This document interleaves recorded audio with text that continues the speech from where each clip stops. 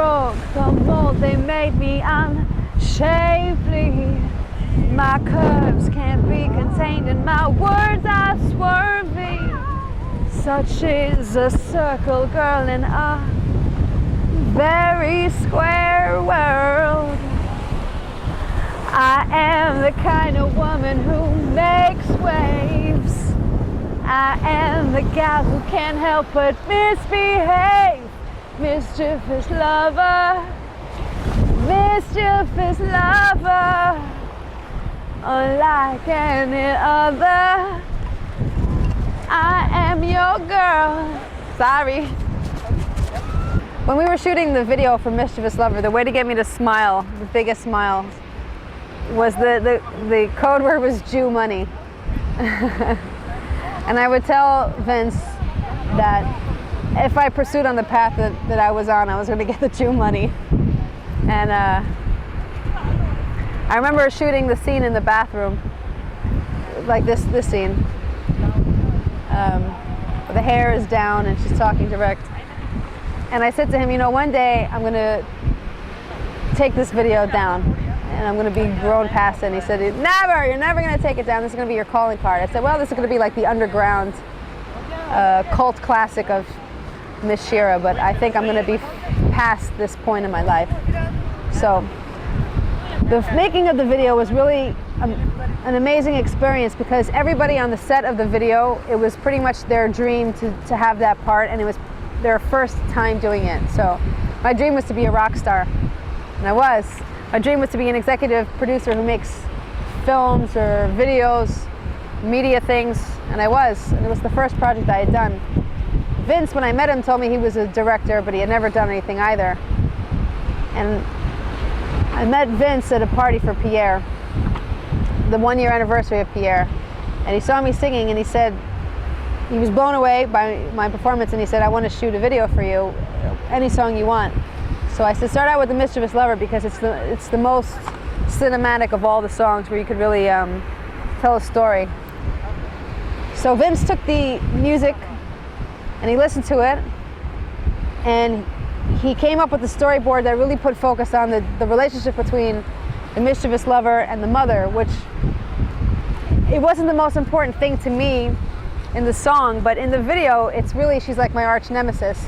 And I thought it was a brilliant move because it's like, it shows the clash between what the mischievous lover wants, which is the boy, and the opposition, which is the mom.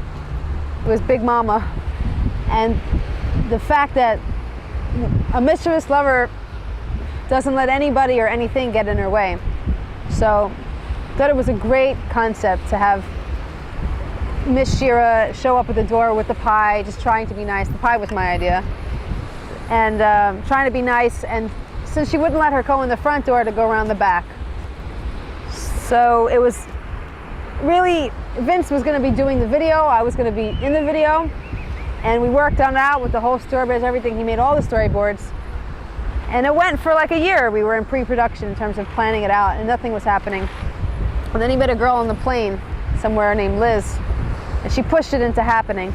The person who shot the video, who was the cinematographer, had never shot before. He usually does lights. That's Bill. So Bill usually just does lights, but he always wanted to be a cinematographer. And he told me he was going to charge me $1,500 to shoot it and do the lights. And I told him that since everybody, the rest of the people were working for free, I didn't want to pay him because I wanted the story to be like Robert Rodriguez and El Mariachi, like, oh, she got it made for this and this price. So I told him, if you don't charge me any money for shooting the video, but you let me buy you all the lights to use on the video, I'll give you $1,800 and I'll put it on my credit card. And he said, you're going to pay me more than what I asked? I said, yeah, because 18 is a really special number in Torah. So I'd rather pay you 18 for luck, but not in cash on the lights. And if I ever need another video done, you give me a deal on that. So that's what we did. And that way he didn't charge me money for shooting the video. I bought the lights. The day we didn't have the permit, we were really nervous about shooting in the street. We were scared the cops would come by. So I had my father come because he has the DA badge. So my father is in the car that all the backflips are going around. That's my dad in the car, looking at me get my shirt ripped open. But before we even knew to have that, so we didn't know that we were going to get the permit. So the day of the music video, the first day, I had all my makeup on, done, collected my makeup, and I go to the permit office. They had gone and it didn't happen, I don't know. I went with full makeup to the permit office about an hour before I had to shoot. And I said, we need to shoot a video in the street. And they said, well, you know, it takes weeks or days or whatever. I don't know how long it was going to take. You can't get the permit and shoot the same day. And I said, do you see all this makeup? Do you want it to run? Because I will have a temper tantrum in your office right now. And all this hard work will be for nothing. And you will have that on your conscience. So he gave me the permit. So that was one funny story about that. Second funny story was that there were no break dancers when we were about to shoot. Vince had gone to look for break dancers. Liz had gone to look for break dancers. It was not my responsibility. I was just the star, I tell you. But as the executive producer, it was my responsibility at the end of the day, because if I wasn't the executive producer and there was no break dancers, the star would have had a temper tantrum. So Vince said, well, maybe we just don't have break dancers. And I said, well, how is the clothes going to come off? What was interesting to me was I was very much influenced by burlesque at the time. A lot of girls come out in their music videos with like bikinis on. Lady Gaga, Christina Aguilera, Beyonce, they start the music video in their bikinis. I thought the interesting thing to me is the difference between clothes and no clothes. So people will only realize you're not in clothes if you take them off. So I kind of got that from burlesque. So I like the idea of her being fully clothed, coming to the door in a very put together outfit, like a Shabbos outfit, kind of what I have on. I had the white shirt and the black, which was funny to me because like the sign of the Orthodox Jew is the white shirt and the black bottoms. So I thought it was interesting to show what's underneath this thing was the mischievous lover. So there were no break dancers, and it was 6 o'clock. We were supposed to, it was 5 o'clock.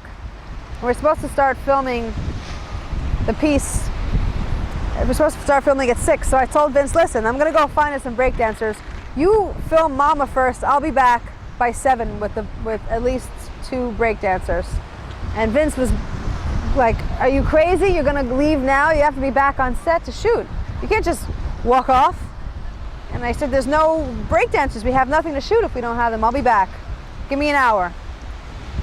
And I made a bet that I'd come back with the 2. So I didn't know where to go. I decided I was gonna go to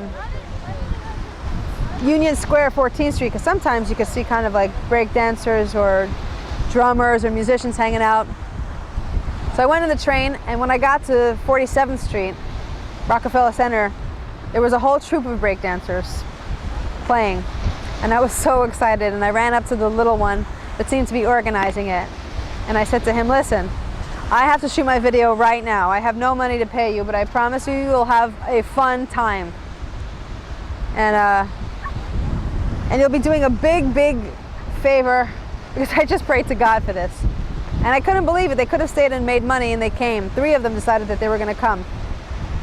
And not only that, but while I was watching the break dancers, there was a white boy that was looking also, and he looked like he knew what he was doing. So I asked him, can he please come? Because I didn't want it to be that the shot was of 2 or 3 black guys ripping my clothes off, because I didn't want to imply that black people rape white women.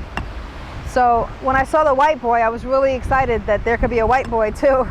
So I wanted to make sure that the message was like, people want the mischievous lover.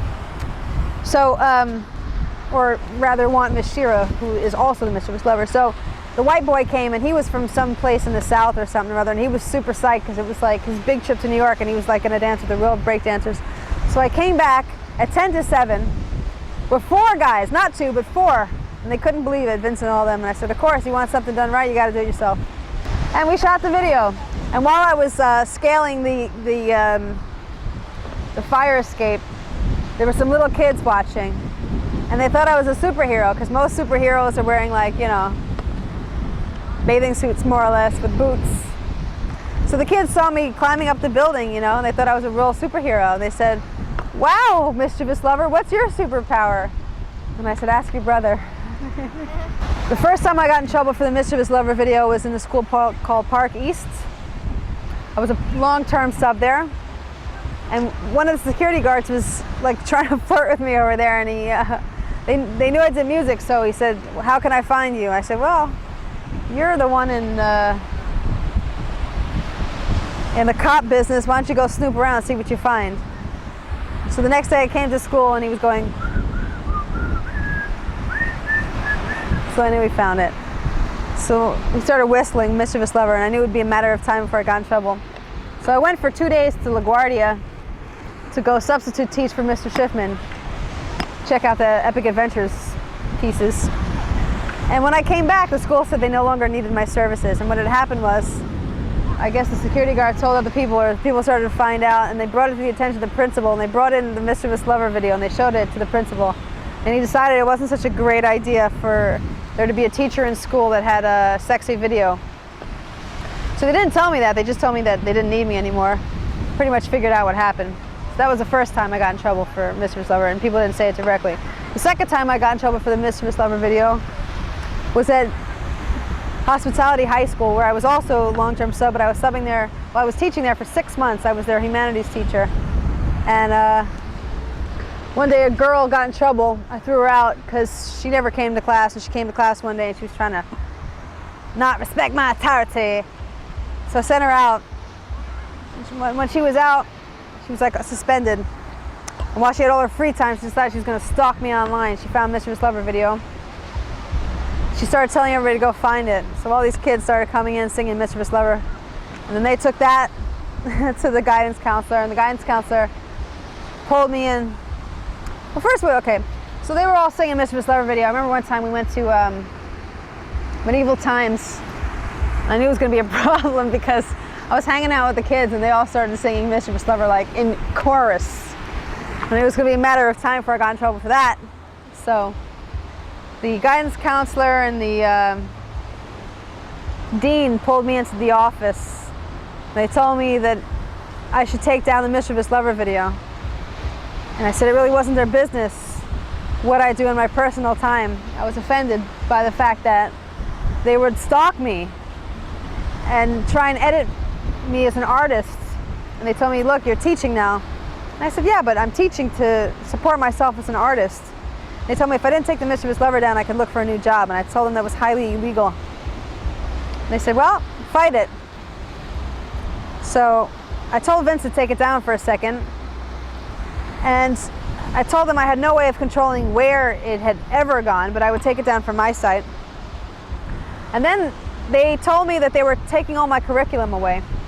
They pulled my entire curriculum. I had been doing really nice pieces on belief systems. They had asked me in the beginning of the year if I could do the English component of the humanities piece, where the social studies teacher was going to talk about all the different belief systems in the world.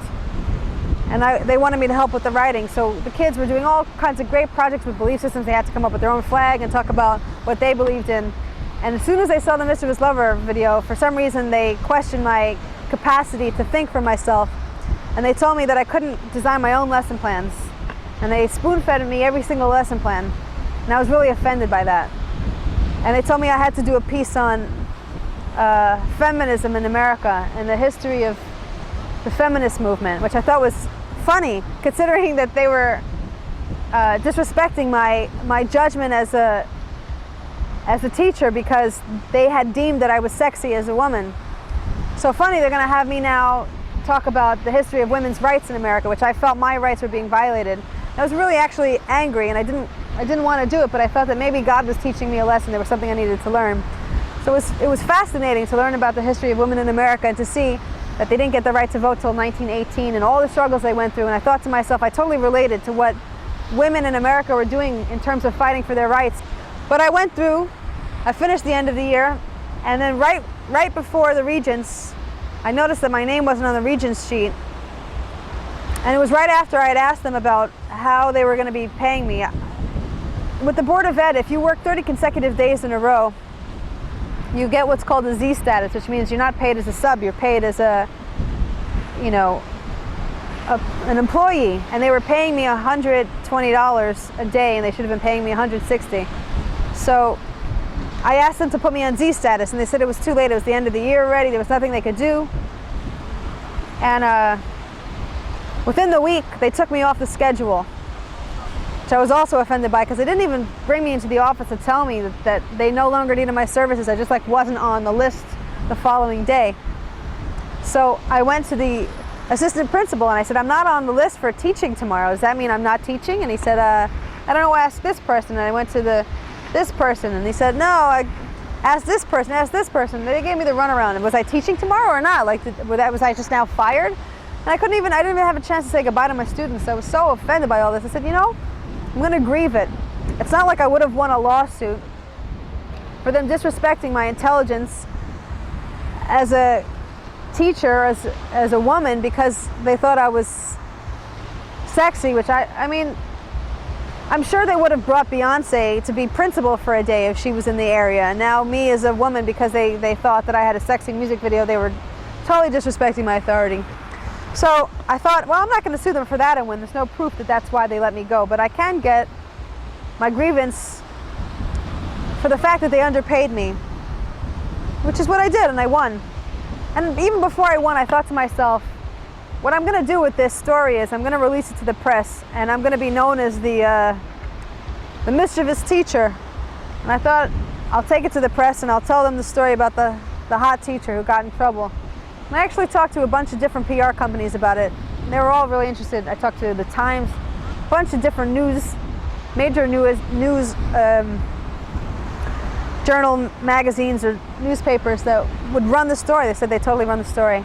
And then I really reflected on it, and I thought that that's not really how I think God would want me to come onto the scene. I don't think God would want me to come and present myself as the hot teacher that got in trouble for having slutty music videos that were borderline porn in their opinion. So instead of running with the story, I came to Israel. I was going to do a whole music video for Boo Hoo and expose a whole hypocrisy of that, and I decided I'd save the money, come to Israel and learn, because perhaps how I was supposed to represent myself was not as the sexy teacher, but as the intelligent woman. So I decided I was going to learn Torah so that I could articulate myself should I ever become successful in a way that represented what it means to be a strong, intelligent, attractive woman in a way it was more befitting to be a Jew. And rather than embarrass myself, which I don't find it embarrassing that I have a music video that's sexy, but I know other people would be embarrassed on my behalf, or other people might think it was a scandal. And rather than come out with the scandal in that way, I thought, you know what, let me go study in Israel. So I came here and I started to go back on the back studying this year at Neve, which has a problem with me in a lot of aspects. So no matter what I do, I get in trouble. So no matter where I go, I'm mischievous for something or other. And that is the story of the mischievous lover. I love mischief. I love defending my rights, even if it's unpopular by some. Because the way I look at it, if I have this opinion, there must be a whole bunch of other people that are not being represented that have this opinion. I just happen to be more vocal about it and not afraid to fight. Not that other people are not afraid, but I'm used to it. So, all right, Shabbos time, kids.